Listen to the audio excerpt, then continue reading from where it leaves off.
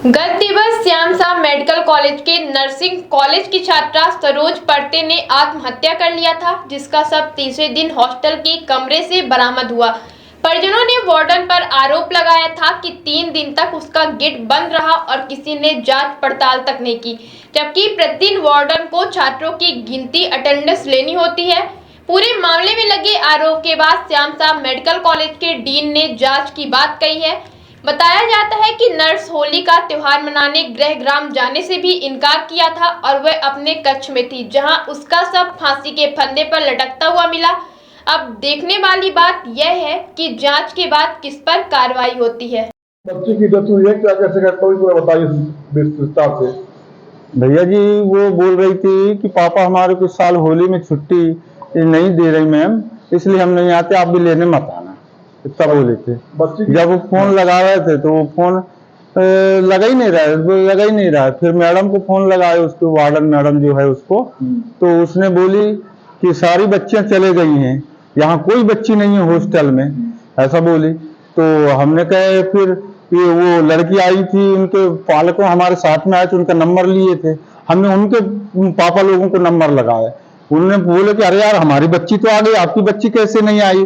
फिर बच्ची से कहे कि हमने बेटे तुम हमसे बात कराओ, सरोज करके क्यों नहीं आई, तो मैं बाद में आ जाऊंगी कह के कह रही थी अंकल जी कहे, और हम आ गए कहे और पता करने लगे सबको ऐसा हवा करके।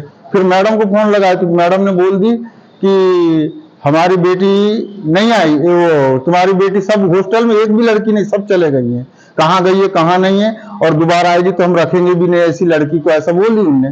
फिर हमने चुपचाप हो गए, मैडम ऐसा मत करना, हम ढूंढते हैं कहे।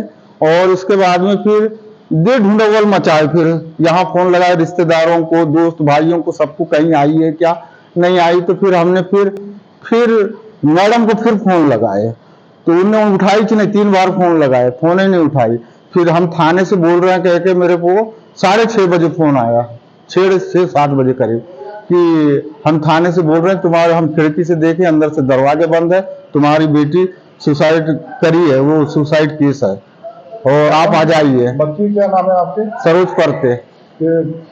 क्या काम करती थी? ये बीएससी नर्सिंग करने आई थी। कहाँ से रहने वाली थी? आम सिवनी के हैं, बरघाटपुर पार के रहने वाले हैं। जिला सिवनी के रहने वाले। जी जी। जिस मैडम से आपने बात की जी, क्या नाम है उनका? मैडम का नाम नहीं मालूम हमको। ये जानकारी कब हुई आपको कि बच्ची की डेथ हो गई है? कल शाम को जी। और घटना कब की है? 2-3 तारीख, 2-3 दिन हो गया साहब, वो तो बॉडी फूल गई है पूरी। अच्छा, आपका क्या नाम है? गोमरलाल पर्ते। बच्ची कौन है आप? पापा मेरी बेटी है सरोज पर्ते। कोई परेशानी थी, कोई बताई थी आपने? नहीं, कोई परेशानी नहीं थी, श्रीमान अच्छा हंस के बोली थी, अब क्या बताएं, अब क्या कोई कारण समझ में नहीं आया? कारण क्या समझ में नहीं आया, फांसी लगा ली थी। अब कारण समझ में नहीं आपको? नहीं आया। पुलिस वगैरह आई थी? पुलिस आई थी ना, देखिए पंचनामा सब लिख के ले गए, हमारे भी दस्तखत। कोई परेशानी आपके बच्चे नहीं। सर, बीएससी नर्सिंग की फर्स्ट ईयर की छात्रा सरोज पर्ते ने अभी विगत दिनों पहले फांसी लगाई और उस पर वार्डन पर लापरवाही का आरोप उसके परिजनों ने लगाया कि वार्डन की लापरवाही की वजह से हमारी बच्चे की जान गई। क्या कुछ कहना है आपका इस पे? देखिए, ऐसी लापरवाही तो किसी तरफ से ऐसा समझ में नहीं आई है कि कोई कारण उनकी वजह से हुआ है, लेकिन अब उसको छुट्टियां दी गई, छुट्टियां मांगी थी, सभी स्टूडेंट सभी छुट्टी पे गए थे और वो छुट्टी पे नहीं गई। उसने अपने पेरेंट्स को भी बताया कि मैं छुट्टी पे मैं नहीं आऊँगी, और वो नहीं गई। छुट्टियों पे जाने के बाद कह के एप्लीकेशन देने के बाद और फिर उसने आत्महत्या कर ली है। तो वास्तव में दुखद घटना है। उसके मन में क्या चल रहा था और किस कारण से की है, अभी ये पता नहीं चल पाया। पुलिस इसकी जांच कर रही है प्रकरण की पूरी, फॉरेंसिक एक्सपर्ट की टीम भी लगी हुई है, और पोस्टमार्टम करने के बाद उसको ले गए हैं परिजन, अपने सिवनी की रहने वाली थी। एक महत्वपूर्ण विषय कि 3 दिन तक कमरा बंद रहता है, जब चौथे दिन बदबू फैलती है तब वार्डन को संज्ञान आता है कि यहाँ कुछ घटना हुई है और दरवाजा खोला जाता है। 3 दिन तक जब वो कमरे के अंदर बंद रही है, उसकी मौत हो चुकी थी, तब तक एक दिन वार्डन ने जहमत नहीं उठाई वेरीफाई करने की यहाँ कोई है कि नहीं।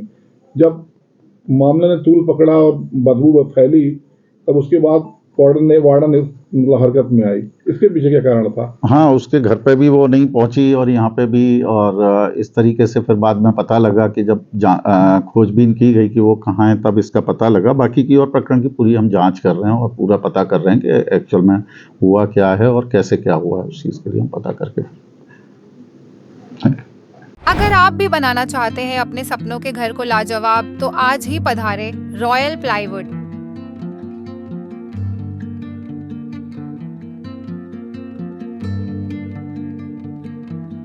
रॉयल प्लाईवुड, हमारे यहाँ सभी प्रकार के होम इंटीरियर एवं ऑफिस इंटीरियर जैसे modular kitchen chimney, TV unit, flush door, window, locks handle, both accessories, plywood, HDMR, MDF louvres, charcoal आदि उचित रेट पर उपलब्ध है। नमस्कार, मैं धनराज विश्वकर्मा रॉयल प्लाईवुड से। जैसा कि मैं आपको बताना चाहता हूँ, हमारे यहाँ सभी प्रकार के plywood, doors, modular kitchen, TV units, covered जैसे काम उचित दाम उचित क्वालिटी पे कराया जाता है। एक बार सेवा का अवसर जरूर प्रदान करें। धन्यवाद। हमारा पता है रॉयल प्लाईवुड, रॉयल सिनेमा के पास, आरा मशीन के सामने, धेकहा, रीवा। हमारा नंबर है 95 16 44 0359 और 90 0 97 0 55 93